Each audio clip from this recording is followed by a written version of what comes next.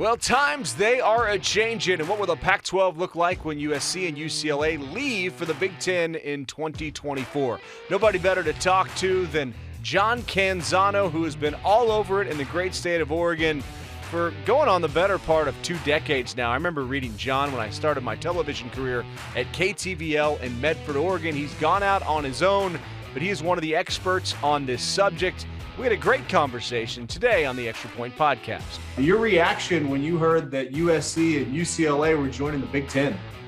Well, I was surprised. I guess we shouldn't be shocked, but I still was surprised just because of the legacy of this conference. 1915 downtown Portland at the Imperial Hotel, or, USC and UCLA were founding members of this conference, and we've always thought about them being in this conference. From Keith Jackson and Whoa Nelly and all that. I mean, it really is sad for the conference. I think it's a sign of the times. Obviously, we're watching revenue and all these universities chasing revenue, and that's what's driving all these decisions.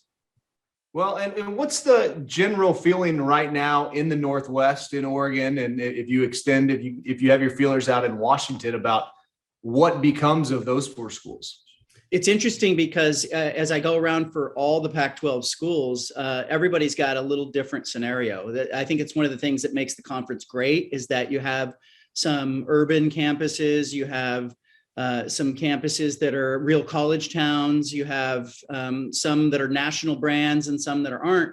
I think in our state here in Oregon, we've got Oregon and Oregon State, great examples of that. I mean, Oregon is a national brand. Oregon has played in the national championship game and been part of the playoff. And Oregon State is probably happier to make a bowl game, be part of the conference, really selling the college experience to their athletes and hey, be part of the Pac-12. So I think at Oregon, the immediate reaction was they wanted to tailgate USC and UCLA right into the Big Ten or go to the SEC. From Oregon State's standpoint, I think they just didn't want to be left behind. Like, they're not saying that, but Washington State and Oregon State, I think, are in this really unique position that without the conference being what it is, they could end up in a glorified version of the Mountain West if this thing implodes. And so I think there was a lot of anxiety at those 2 places in particular, and probably more at Washington and Oregon, just a little bit lamenting the reality that, their media markets and their brands didn't get the attention of the Big Ten. And that's the reality. Well, and you think about Pac-12 Media Day is just on the horizon here over in Los Angeles. Do you expect, 1, it to be contentious, and 2, for us to have any sort of idea of what's going to happen with the conference going forward after Media Day? Yeah, I think we're going to be really close because that 30-day negotiating window that the Pac-12 opened up on the 5th of July is scheduled to expire on August 4th. Now, the media day is going to happen, July 29th, right? We should be close to a decision. We should have a really good idea of where the Pac-12 is going to end up and who's going to be in the conference by then. And really, I think ESPN is the major player. If ESPN and the Pac-12 can get on the same page, and I think they're trying to do that right now, then it really is then incumbent upon Fox, who is probably not a bidder here, to waive their rights and have this negotiating window, be a 30-day window, or maybe even they can shorten it a little bit. But I think the conference, I think it is going to be contentious. I think you have a variety of, Pac-12 entities that are upset at USC and UCLA. I think they're going to have to answer questions about travel. I think you're going to see them be a little defensive, like we saw Texas and Oklahoma get, as they had to go to a Big 12 media day after announcing they were going to the SEC.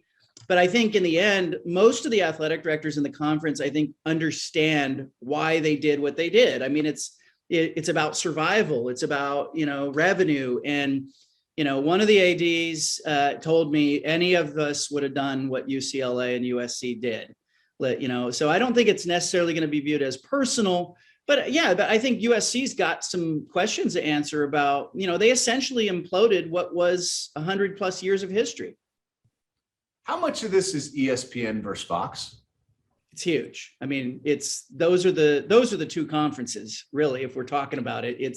It's what does ESPN want to be and what does Fox want to be? And there's some other players.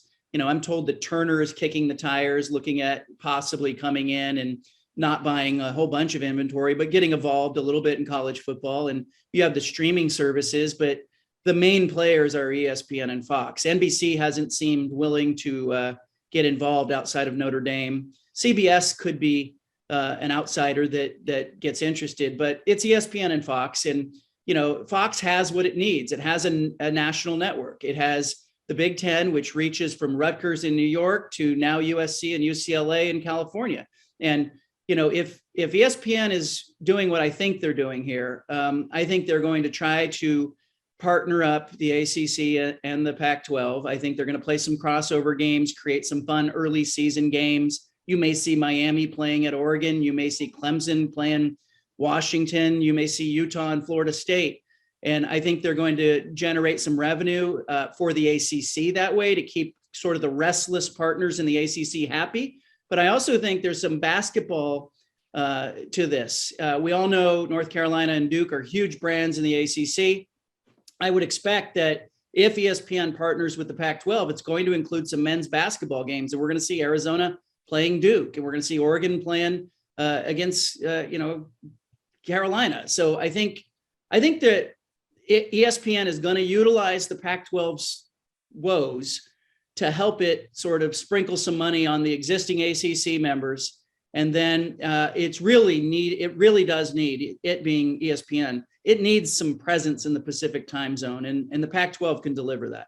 Yeah, and there's only so many, Pac-12 after dark games you can play in Los Angeles. So you would think they would want that as well. And sign me up. I mean, I don't know. You mentioned the ACC and Pac-12. Does that mean the Big 12 is doing its own thing? Because sign me up for Arizona versus Kansas basketball every year. Oh, man, can you imagine that? And I do think the Big 12 comes into play here. But I think first ESPN has to be worried about Clemson, Miami, and obviously, you're looking at Florida State, probably as the three most restless ACC schools who are locked into this deal that goes till 2036. This is all about TV, to your point, Fox, ESPN, it's all about TV.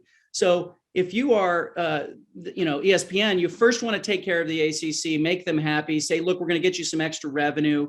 You're going to play some crossover games. We'll be able to expand your media rights deal to get you closer to where the Big Ten is and the SEC, and they're going to love that. And then solidify the Pac-12. And then beyond that, I do think they will turn to the Big 12, and they will either say, hey, do you want in on this as a conference? Or they'll start cherry picking, and it'll be Kansas, it'll be Baylor, it'll be Houston, it'll be BYU. They'll start picking off the prime entities. So if the Big 12 wants to play ball here, I think their way into this is to say, look, we are stronger in numbers. We are willing to join the fray. And, because without it, they really are dead. And would it make more sense just to do football conferences? And I feel like between the NIL money and, I mean, what this is going to do for Title IX and the old UCLA Maryland College, I guess the Big Ten conference track meet seems ridiculous other than football. But could you see a scenario where this is only football? I think that's why they're using the terminology loose partnership, right? They're not talking about merging the ACC and the Pac-12.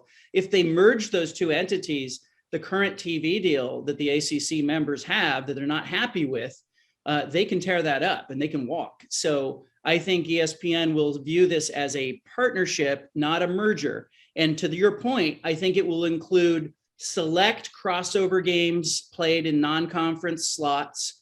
I think the Pac-12 will continue to be the Pac-12 if this works out, play their own conference schedule. The ACC will play their own conference schedule in football. And I think we'll see that traditional Pac-12 championship date, that Friday in December in Las Vegas. I think we could see the ACC champion play against the Pac-12 champion, the ACC number 2 play against the Pac-12 number 2. It creates a whole bunch of revenue opportunities for ESPN to share with the Pac-12 and the ACC. Everybody wins in that scenario. You get to posture for the selection committee one more time, get a quality win. And I think it would be limited to football in that sense. And then in basketball, I think they may do a very similar thing where they just play some crossover games. I would expect the rest of the sports, the non-revenue generating sports, to just stick to a Pac-12 schedule. Maybe there's some one-off opportunities in women's basketball or baseball, but I wouldn't expect to see a whole bunch of travel and I don't expect like the softball team at Washington to be playing at Clemson on a regular basis. Like, I think you're right. Your instinct is right. I think it's going to be football mostly, maybe some men's basketball, and that's about it. All right. And as we kind of wrap up here, and we appreciate your time, is this the biggest story to hit college sports in your career?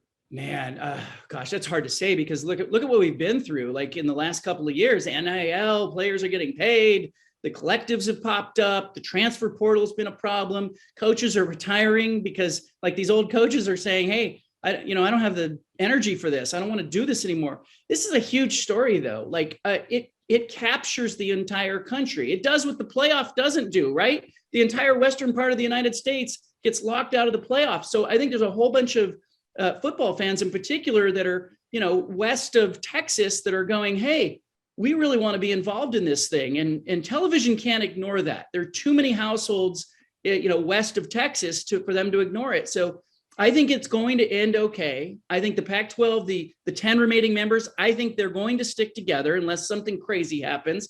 And I think in the end, the goal here is to keep the SEC and the Big Ten within view of your front windshield. That's the goal right now. Well, you've certainly calmed our fears here for sure, because there are a lot of them here in Arizona. Where can we find your latest information, and when do you expect to be, the busiest as this comes down? Yeah, I mean, I'm just posting every day, and I'm writing now at johncanzano.com.